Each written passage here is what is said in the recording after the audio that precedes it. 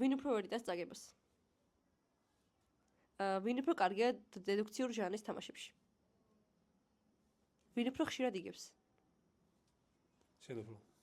რაოდენობრივად შენ, იმიტომ რომ მეც თამაშობ, მაგრამ როცა ვთამაშობ, პროცენტულად მე. პროცენტულად მიზახ, რაოდენობრივად ხო. ვის აქვს უფრო დიდი შანსი, რომ გაიბოტოს თამაშის მერე ან თამაშის დროს? ვის უფრო ხშირად უმართებს თამაში? მე. მეც. თანაბრად. ვინ უფრო ადვილად ითვისებს წესებს? გადაკითხვით. ვინ უფრო გაწირავს თამაში თავის გუნდეს ხელის აუკანკალებლად?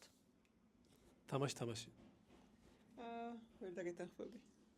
ვინ უფრო გუნდურია? მე. მაგრამ ინდივიდუალური მაგება უფრო მიყვარს ხოლმე.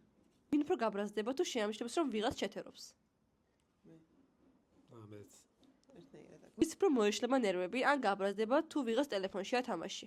თამაშის დროს. ამის ბევრი ფაქტი ვიცით, ამიტომ მე წესებს რო წესებს წესებს რო გამიცვენენ ძალიან ბრაზად. ვის უფრო უნდა რომ ერთ გუნდში იყოთ?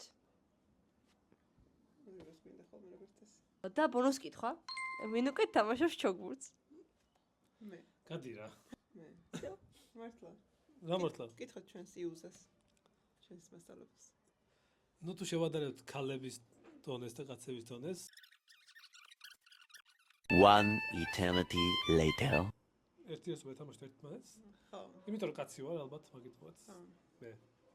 და ტექნიკურადაც ახლა, კაი ხო. მაგრამ ბექენდი მეუკეთესი მაქვს. ცალსახად.